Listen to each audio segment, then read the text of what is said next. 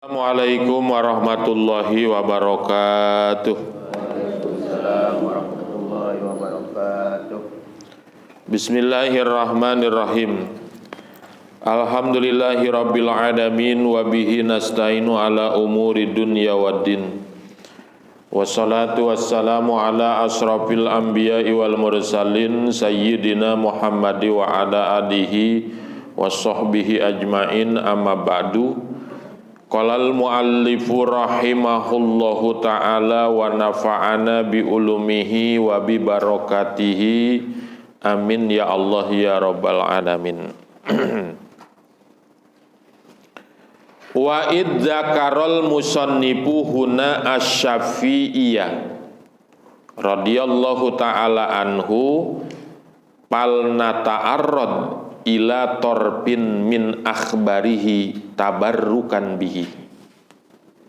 Artinya begini, wa idz zakarol musannifu, karena musannif menceritakan huna dalam kitabnya ini Asy-Syafi'iyah tentang Imam Syafi'i.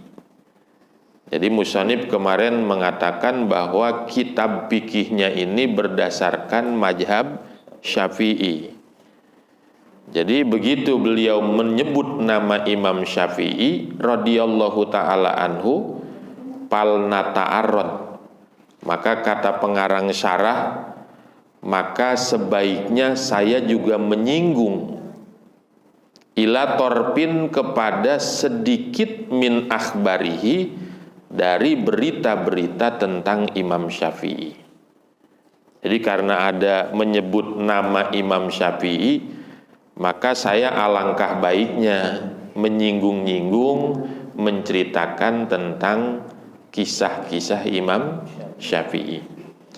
Tabarukan bihi, karena mengambil keberkahan bihi kepada Imam Syafi'i. Maksud tujuannya apa? Menceritakan tentang sedikit daripada kisah-kisah Imam Syafi'i. Tujuannya adalah mengambil keberkahan dengan Imam Asy-Syafi'i.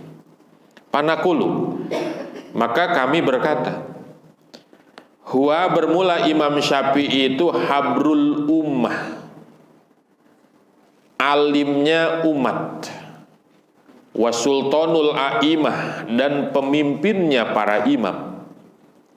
Muhammadun, beliau nama aslinya Muhammad, Abu Abdillah bin Idris bin Abbas bin Usman bin Syafi bin Sa'ib bin Ubaid bin Abdi Yazid bin Hashim bin Al-Muttalib bin Abdi Manab, jadin Nabi.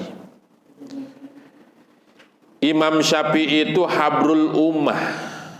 Habru itu asalnya memangsi. Karena mangsi dipakai menulis ilmu pengetahuan, maka maksudnya di sini adalah alimul ummah, orang alim di tengah umat, wasultanul a'imah, dan pemimpin para imam-imam yang mengikuti kepada mazhab Syafi'i. Beliau adalah Muhammad Abi Abdillah bin Idris bin Abbas bin Usman bin Syafi bin Sa'ib bin Ubaid bin Abdi Yazid bin Hashim bin Muttalib bin Abdi Manab, jadin Nabi bin Abdu Manab, merupakan kakek daripada baginda Nabi Muhammad sallallahu alaihi wasallam. Kenapa demikian? Li'annahu sallallahu alaihi wasallam, karena baginda Nabi Muhammad sallallahu alaihi wasallam Muhammad bin Abdillah bin Abdil Muttalib bin Hashim bin Abdi Manaf, ya. Jadi pertemuan antara Imam Syafi'i dan Rasulullah Shallallahu Alaihi Wasallam di kakeknya yang bernama Abdi Manaf, jadin Nabi, yang merupakan kakek dari baginda Nabi Muhammad Shallallahu Alaihi Wasallam. Loh, kenapa demikian? Ya, li'anahu, karena Nabi kan Muhammad bin Abdillah bin Abdil Muttalib bin Hashim bin Abdi Manaf. Jadi pertemuannya di Abdi Manaf, ya. Wahada nasabun azimun kamakilah, Dan bermula nasab Imam Syafi'i itu nasabun adim, nasab yang agung, yang mulia, kamakila, sebagaimana perkara yang dikatakan itu al-kamil dalam Bahar Kamil. Jadi nasab Imam Syafi'i sampai kepada Rasulullah Shallallahu Alaihi Wasallam. Ini adalah nasab yang agung, nasab yang mulia, nasab yang besar.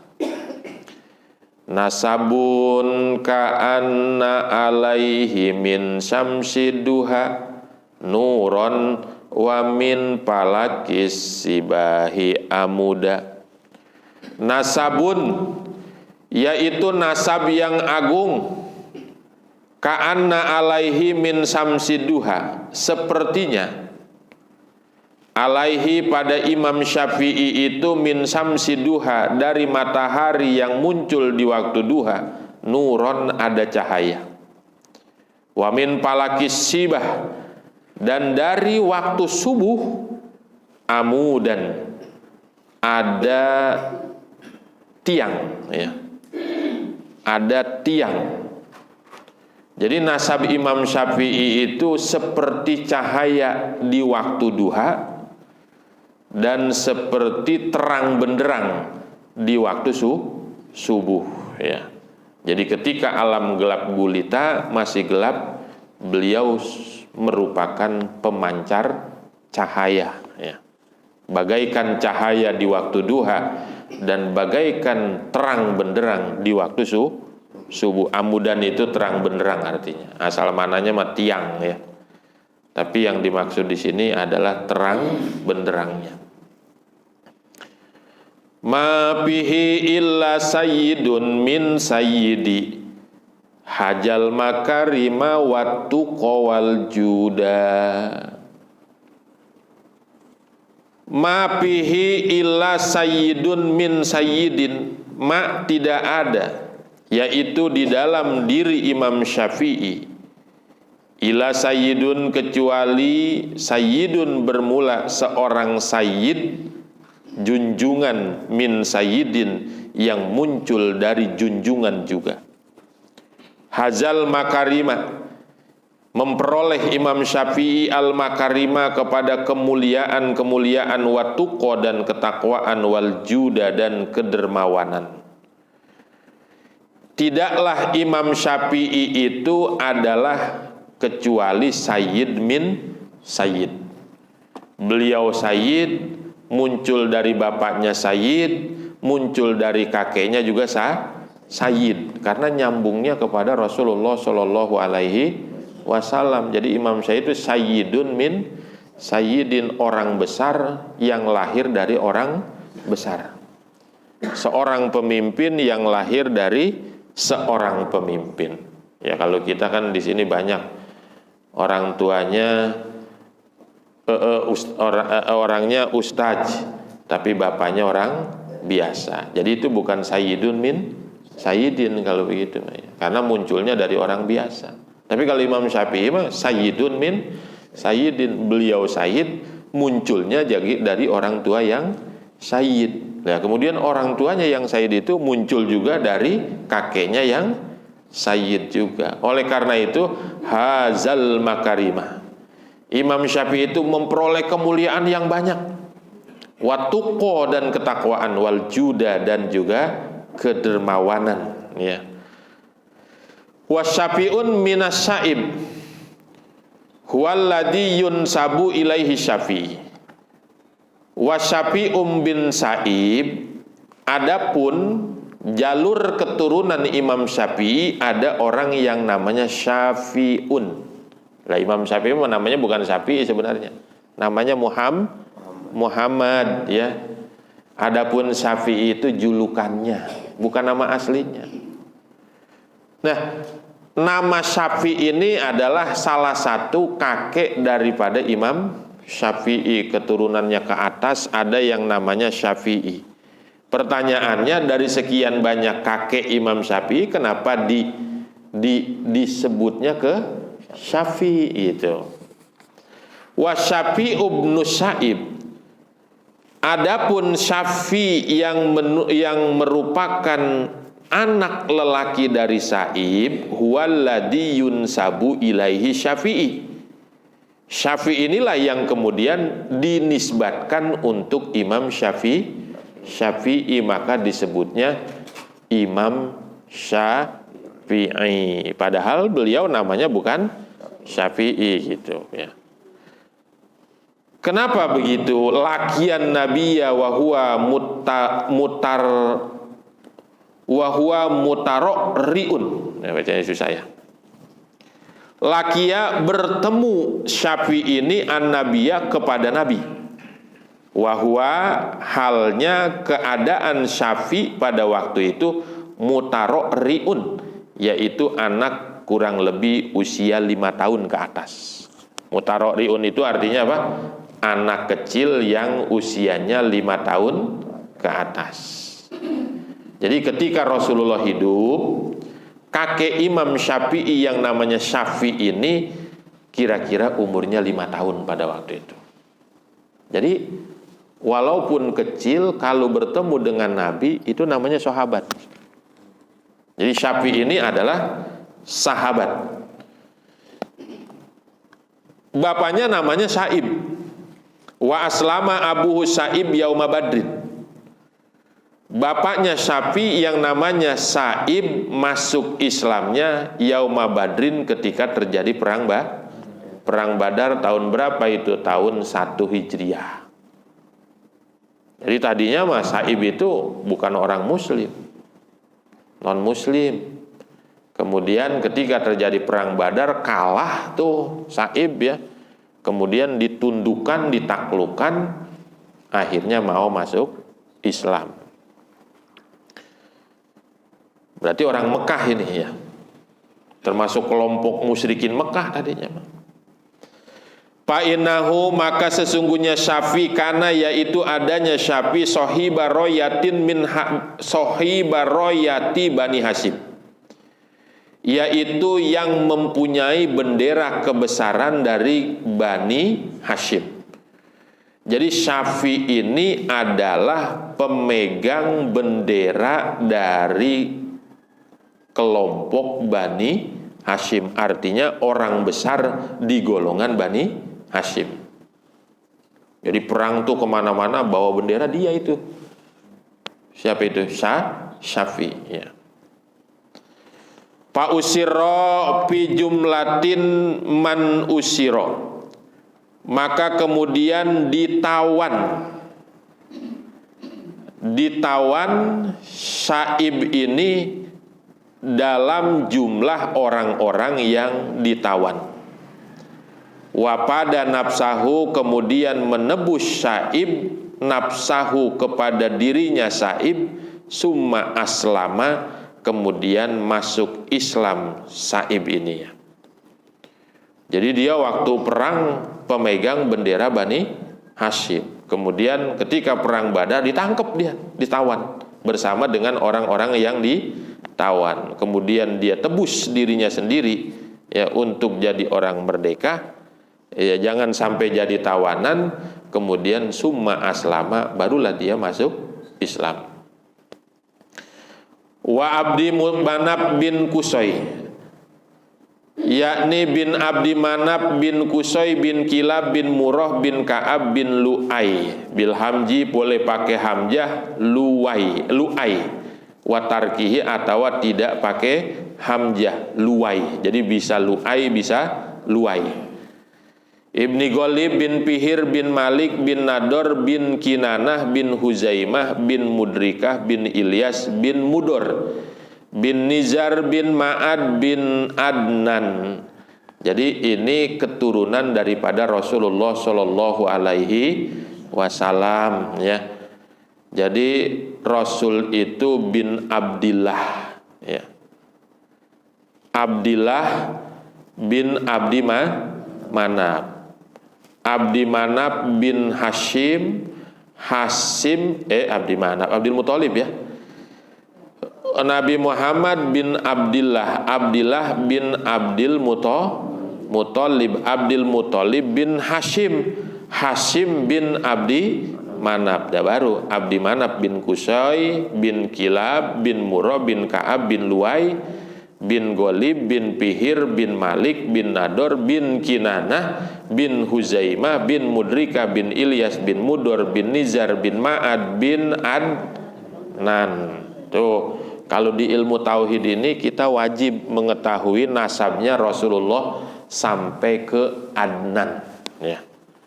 Di atas Adnan tidak wajib lagi, karena tidak ada keterangan yang sahih katanya tentang keturunan Rasulullah Shallallahu Alaihi Wasallam. Wal ijma, dan bermula ijma ulama, kesepakatan ulama, munakidun, yaitu kebundel, artinya kebungkus ijma ulama ala hajan nasab ila Adnan, bahwa nasab Rasulullah itu yang diketahui secara sahih hanya sampai kepada Adnan, ya. Walaisa pima badahu ila Adam torikun sohihun pima yunqalu, dan tidak ada setelah Adnan itu ila Adama sampai kepada Nabi Adam torikun sohihun, tidak ada jalan keterangan yang sahih pima yunqalu, dalam beberapa keterangan yang sudah ditukil atau sudah dikutip. Jadi dari sekian banyak keterangan-keterangan yang dikutip, bahwasanya nasab Rasulullah dari Adnan sampai ke Adamah tidak ada yang sahih, itu ya. Tidak ada yang benar. Wah, simpang siur. Ada yang katanya begini, ada yang katanya begini, ada yang katanya begini. Makanya tidak ada kewajiban untuk mengetahui nasab Rasul setelah Adnan. Hanya sampai ke Adnan aja udah, ya. Emang ada yang nerangin sampai ke Adam? Wah, kalau kita lihat kitab Riyadul Badi'ah itu di sarahnya di tengah, itu ada yang sampai ke Adam. Tapi walaupun memang banyak keterangan-keterangan, tetap menurut pendapat yang sahih mah hanya sampai ke Adnan. Wa an Ibni Abbasin, dan diterima dari Abdullah bin Abbas radhiyallahu anhuma anan nabiyya, bahwa sesungguhnya Nabi Muhammad sallallahu alaihi wasallam kana, yaitu adanya Nabi idan tahapin nasab, apabila sudah sampai Nabi menceritakan nasab ila Adnan kepada Adnan, amsaka, maka berhenti Nabi. Jadi Nabi itu kalau menceritakan nasab beliau sampai Adnan, udah nggak ngomong lagi, berhenti, diem gitu. Berarti nggak ada penjelasan dari Rasul. Dari Adnan ke Adamah tidak ada keterangan dari Rasulullah Shallallahu Alaihi Wasallam. Sumayakulu, kemudian beliau berkata, kajiban nasabun, berdusta atau bohong para peruntut nasab. Ai ba'dahu, maksudnya yang menisbatkan setelah Adnan. Jadi kata Nabi, kalau orang ada yang menyebutkan nasabku dari Adnan sampai ke Adam, itu kajibah, bohong, ya. Karena memang tidak ada jalan yang sahih. Oleh karena itu kita diwajibkannya mengetahui sampai ke Adnan aja udah. Ulida Syafi'i, dilahirkan Imam Syafi'i radhiyallahu anhu alal as-sah, menurut pendapat yang lebih sahih, bi Guzzah, di daerah Gaza. Gaza itu mana? Palestina, jalur Gaza. Jadi beliau lahirnya di Palestina, di jalur Gaza yang sekarang suka perang tuh orang Israel sama orang Palestina. Allati tuwufiya biha Hashim, yang diwafatkan di daerah Gaza itu siapa? Hashim, Sayyidina Hashim jadun Nabi, yang merupakan kakek dari baginda Nabi Muhammad Sallallahu Alaihi Wasallam. Tadi kan dikatakan bahwa Rasul itu adalah bin Abdil Muthalib, Rasul bin Abdillah bin Abdil Muthalib bin Hashim. Jadi Abdul Muthalib mah dari masih kecil juga udah diurus sama pamannya, namanya Muthalib. Bapaknya mah Hashim. Loh, kok bapaknya nggak ngurusin?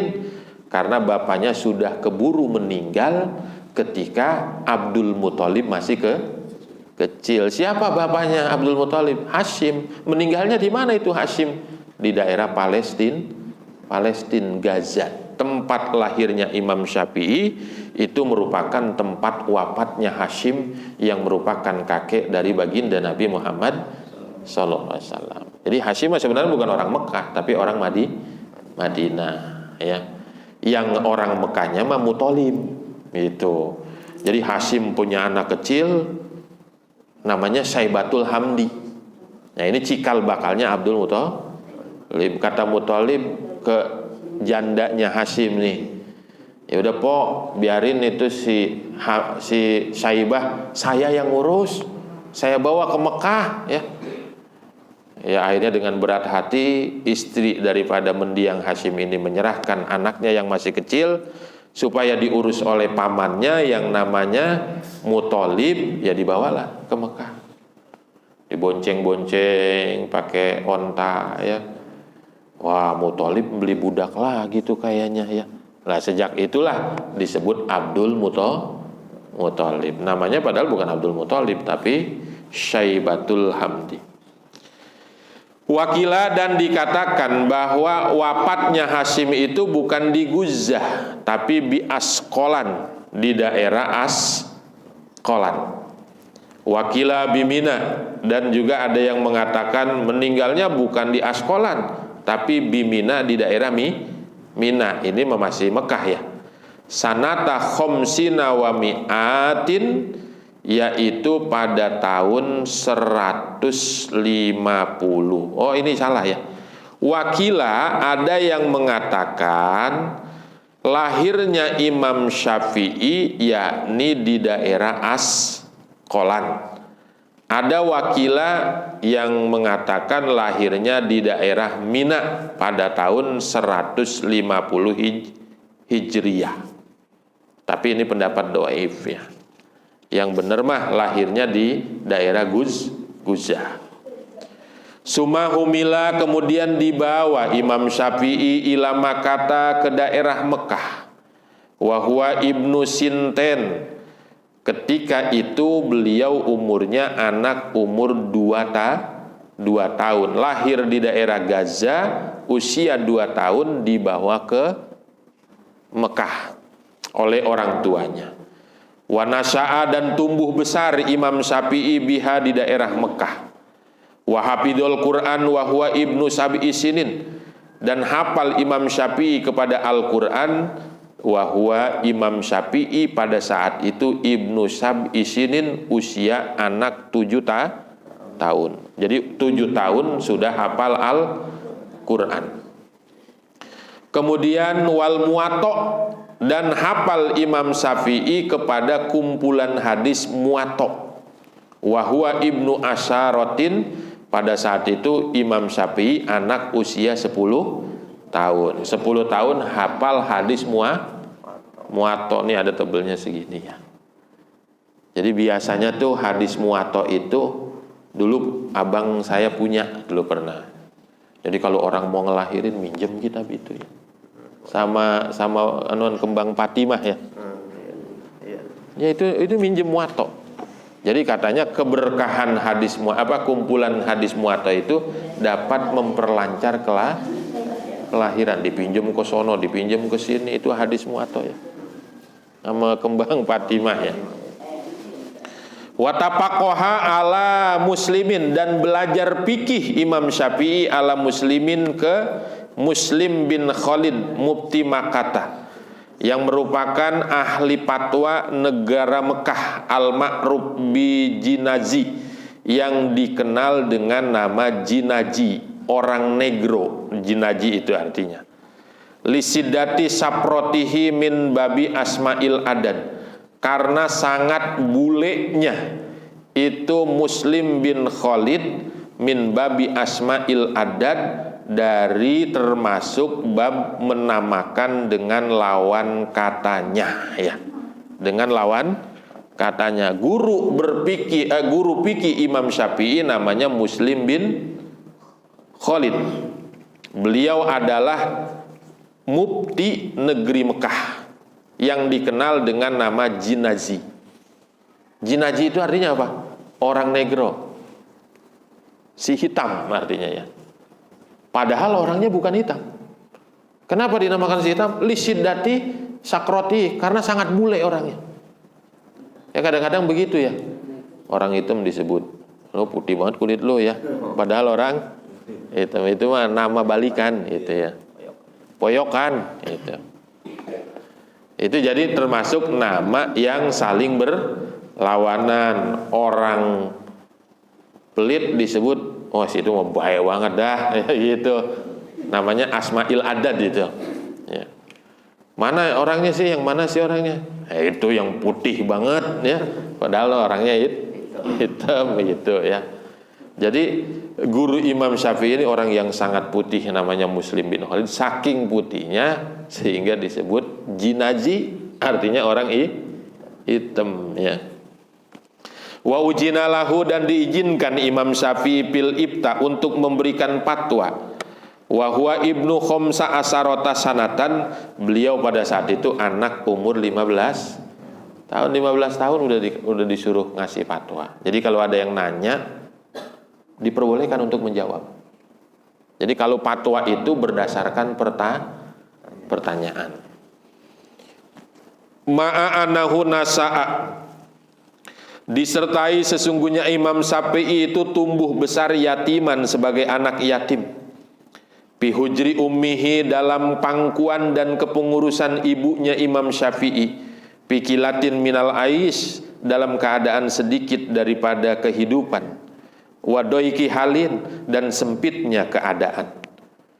Imam Syafi'i itu karirnya luar biasa. 7 tahun hafal Quran, 10 tahun hafal Muwatta, 15 tahun sudah diizinkan untuk berfatwa. Padahal beliau tumbuh besar dalam keadaan yatim, bapaknya sudah keburu meninggal. Bihujri ummihi, beliau dalam pengurusan ibunya dalam keadaan apa? Pikilatin minal ais, dalam keadaan sulit kehidupan ya, orang susah. Wadoiki halin, dan sempit keadaan ya. Ya orang namanya single parent kalau sekarang ya. Orang tua tunggal, hanya ibu, ya ngapain ibu ya. Kalau bapak makan bisa ngojek, bisa macul, bisa ngapain aja ya. Kalau ibunya bisa ngapain? Paling bantu-bantu nyuci, bantu-bantu nyetrika, atau warung-warungan kecil ya. Bapak nggak ada, tapi terus menuntut ilmu sampai menjadi orang besar, meskipun pikilatin minal ais, sedikit sumber kehidupannya, miskin artinya ya. Wadoi kehalin, sempit keadaannya. Wakana, dan adanya Imam Syafi'i pisibahu, waktu masih kecilnya Imam Syafi'i yujalisul ulama, sudah duduk bersama dengan para ulama. Imam Syafi'i itu waktu masih kecil aja udah duduk dengan para ulama. Wa yaktubu ma yastafiduh, dan menulis Imam Syafi'i akan apa yang memahami Imam Syafi'i akan itu mah fil idhom, di tulang-tulang, wa nahwiha, dan semisal idhom, hatta mala'a minha khobaya, sehingga memenuhi Imam Syafi'i minha, daripada idhom, khobaya, kepada tempayan. Khobaya itu beberapa tempayan. Tembikar dari tanah liat apa? Tempayan. Jadi Imam Syafi'i itu walaupun masih kecil sudah duduk bersama dengan para ulama. Kalau dia ngaji, apa yang dia ngerti dia tulis. Di daun ditulis, di tulang ditulis. Karena zaman dulu belum ada buku seperti sekarang ya. Di genteng ditulis, di batu ditulis. Itu hasil tulisan Imam Syafi'i, dikumpulin. Kalau ditaruh di tempayan bisa penuh beberapa tempayan. Saking banyaknya. Sumarohila kemudian berpindah Imam Syafi'i ila Malikin ke Imam Maliki bil Madinati di Madinah. Kemudian setelah menuntut ilmu di Mekah, pindahlah Imam Syafi'i ke Madinah. Di Madinah itu ada Imam Maliki pengarang kitab Muwatta. Jadi Imam Maliki orang Madinah ya. Walazamahu mudatan, dan menetap Imam Syafi'i bersama Imam Maliki mudatan beberapa waktu. Kalau kata orang mah pesantren Imam Syafi'i ke Imam Maliki yang ada di kota Madinah. Kemudian beliau menetap bersama Imam Maliki kurang lebih dalam beberapa waktu. Suma qadima Baghdad. Kemudian mendatangi Imam Syafi'i ke negeri Baghdad. Sanata khomsin wa tis'ina wa mi'atin, di tahun 195 Hijriyah. Kalau beliau lahir di tahun 150, itu ke Iraknya, ke Baghdadnya tahun 195. Berarti 195 diambil 150. Usia berapa berarti? Usia 45 tahun beliau pindah ke mana? Ke Baghdad, ke Irak ya. Fa'aqoma, kemudian menetap Imam Syafi'i biha di Baghdad. Sinten kurang lebih 2 tahun. 2 tahun menetap di Baghdad, menuntut ilmu di Baghdad ya. Wajtama'a alaihi ulama'uha, dan berkumpul kepada Imam Syafi'i para ulama Baghdad. Jadi ulama Baghdad juga ngaji ke Imam Syafi'i. Waraja'a, dan berbalik, menarik diri kasirun kebanyakan minhum dari para ulama an majahiba, dari majhab-majhab yang ada. Jadi begitu Imam Syafi'i datang ke Baghdad, itu para ulama di situ banyak majhabnya. Ya, ada yang ke mazhab Maliki, ada yang ke mazhab yang lain ya. Mazhab-mazhab yang mungkin sekarang tidak ada. Itu ketika Imam Syafi'i ngajar di situ, itu banyak yang beralih mazhab, mengikuti pendapat Imam Syafi'i ya. Kemudian an majahiba, dari mazhab-mazhab kanu yang ada para ulama alaiha, menetapi itu mazhab, ila mazhabihi, berpindah kepada mazhab Imam Syafi'i.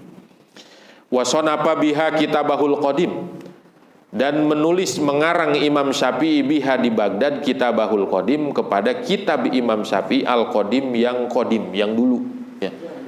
Jadi ketika beliau tinggal di Baghdad, itu beliau mengarang kitab-kitab yang merupakan pendapat kaul qadim Imam Asy-Syafi'i. Suma ada, kemudian kembali Imam Syafi'i lama kata ke daerah Mekah. Fa'aqoma, kemudian menetap Imam Syafi'i biha di kota Mekah muddatan beberapa waktu. Dari Baghdad kemudian kembali ke Mekah, kemudian menetap di Mekah. Suma ada ila Baghdad, kemudian kembali lagi Imam Syafi'i kepada Baghdad. Sanata samanin wa tis'ina wa mi'atin, di tahun 198. Jadi umur 48 tahun. Tadi ke sana ke Mekah yang pertama umur berapa? 45. Itu dalam jangka 3 tahun itu, wah kemana-mana ya. Ke Mekah, terus balik lagi ke Baghdad.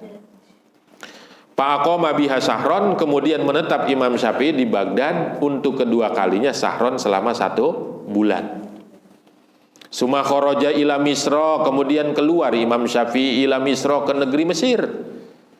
Walam yajal biha, dan tidak henti-hentinya Imam Syafi'i biha di Mesir itu nasiron lil ilmi, yaitu yang menyebarkan kepada ilmu ya. Kemudian dari Mekah ke Baghdad, dari Baghdad ke Mesir, dan tidak henti-hentinya Imam Syafi'i menyebarkan ilmu di Mesir, mulaziman lil istighol, yang terus-menerus untuk menyibukkan diri bijami'iha, di masjid jami'nya Mesir yang namanya Al-Atiq, Masjid Jami Al-Atiq. Kalau ada yang di Mesir tanyain, di situ ada Masjid Al-Atiq emang gitu ya. Itu masjid jaminya negeri Mesir. Ila an as-sobathu dorbatun sadidah, sampai mengenai kepada Imam Syafi'i pukulan yang keras. Jadi dari Baghdad kemana? Ke Mesir. Sehingga Imam Syafi'i itu punya kaul qadim, punya kaul jadid.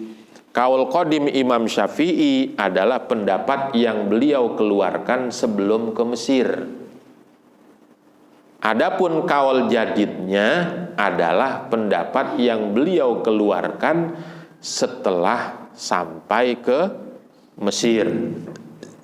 Bedanya apa? Ya, kalau bertolak belakang antara qadim dan jadid, maka kaul jadid yang kudu dipakai, kecuali ada beberapa permasalahan yang memang oleh para ulama diunggulkan kaul jadid.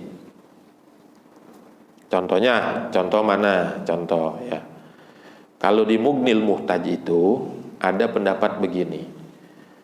Yang namanya perjalanan mau deket mau jauh itu bisa mengqashar sholat. Tapi pendapat kaul qadim gitu ya. Makanya ada orang, ini orang sini nih, orang Karangtengah, ke Ciledug, ya memang mengqashar sholat. Orang katanya boleh, tapi itu kaul qadim kan. Kalau bertentangan kaul qadim dengan kaul jadid, ya kaul jadid. Kaul jadid mah kudu 80 kilometer, nggak boleh kalau dekat mah itu. Cuma ada yang dikecualikan memang. Salah satunya adalah tentang qobliyah maghrib. Kalau menurut kaul jadid nggak ada qobliyah maghrib. Tapi kalau kaul qadim mah ada. Nah, kaul lama makainya bukan kaul jadid tapi kaul qadim itu ya. Sampai akhirnya di Mesir ini beliau dikenai pukulan yang sangat keras. Oleh siapa? Katanya sih oleh seseorang yang namanya Ashhab. Jadi ketika berdebat nih ya, antara ulama dengan ulama tentang satu permasalahan hukum, itu ada ulama yang namanya Ashhab sampai kalah, nggak bisa ngomong apa-apa. Jadi begitu berdebat, ditampilkan oleh Imam Syafi'i dalil-dalil yang menyalahkan ini orang yang namanya Ashhab, itu sampai nggak bisa ngomong Ashhab. Marah, megang kunci gembok, pala Imam Syafi'i dipukul, pakai gembok. Ya. Nah sejak saat itu Imam Syafi'i itu sakit. Ya. Pamarido, kemudian sakitlah Imam Syafi'i bisa babihi dengan sebab pukulan itu ayyaman beberapa hari ala makila berdasarkan pendapat yang sudah dikatakan itu mah. Suman taqola, kemudian berpindahlah Imam Syafi'i ila rahmatillah, kepada rahmat Allah Subhanahu wa taala, yakni akhirnya beliau meninggal dunia dengan sebab pukulan itu tadi. Ya. Wa huwa qutbul wujud. Imam Syafi'i itu imamnya yang ada di alam dunia. Yaumal Jumat, beliau meninggal di hari Jumat. Jadi waktu meninggal beliau masih dalam keadaan jadi imam di hari Jumat sal kharajaba, di akhir bulan Rajab sanata arba'in wa mi'aten, pada tahun 204. Jadi lahir tahun 150, meninggal tahun 204. Berarti berapa? 54 tahun usia Imam Syafi'i. Wa dufina bil Qorofah, dan dikuburkan Imam Syafi'i di negeri Qorofah ba'dal asri, setelah waktu asar. Min yaumihi, dari hari wafatnya itu. Jadi Imam Syafi'i meninggalnya hari Jumat, dikuburinya setelah asar. Wantasaro ilmuhu, dan menyebar ilmu Imam Syafi'i fi jamil apak, di seluruh daerah. Wa taqaddama alal a'imah, dan mendahului Imam Syafi'i kepada imam-imam fil khilaf, dalam perbedaan wal wifaq, atau persamaan. Jadi ada perbedaan pendapat, ada persamaan pendapat, Imam Syafi'i itu pasti didahulukan ya. Wa alaihi, dan kepada Imam Syafi'i lah hummilah disalurkan al hadisul masyhur, hadis yang masyhur, alimu Quraisyin yamlaul ardo ilman, ulama bangsa Quraisy penuh bumi dengan ilmunya. Siapa itu? Imam Syafi'i. Ada ulama dari golongan Quraisy yang memenuhi bumi ini dengan ilmunya, yaitu Imam Syafi'i. Jadi belum lahir Imam Syafi'i, tapi hadis yang menyinggung-nyinggung Imam Syafi'i sudah disampaikan oleh Rasulullah Shallallahu Alaihi Wasallam.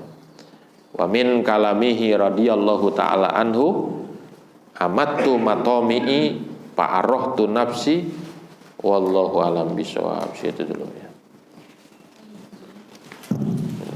Pekernya masih jelek aja ya, masalah capek banget.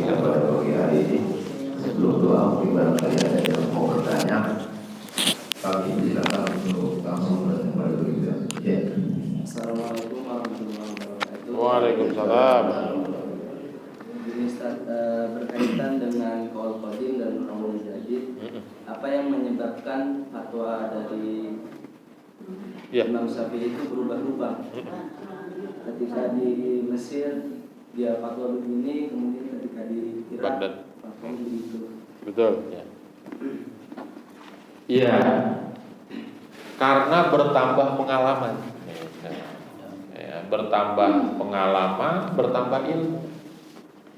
Jadi mungkin ada hadis-hadis yang tadinya belum diketahui oleh Imam Syafi'i ketika beliau belum ke Mesir gitu.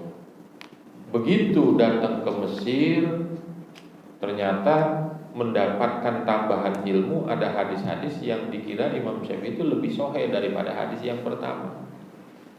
Makanya hadis yang dipakai menetapkan qaul qadim itu ya, ada yang lebih sahih, ada yang lebih sahih hadis yang ditetapkan untuk menetapkan qaul jadid. Jadi begitu di Irak mungkin belum melihat hadis itu gitu. Datang ke kemana, ke Mesir, ternyata dapat hadis loh. Ini hadis lebih sahih ini. Maknanya juga lebih kuat. Jalur periwayatan hadisnya juga lebih banyak. Wah, ini lebih sahih ini hadis ini.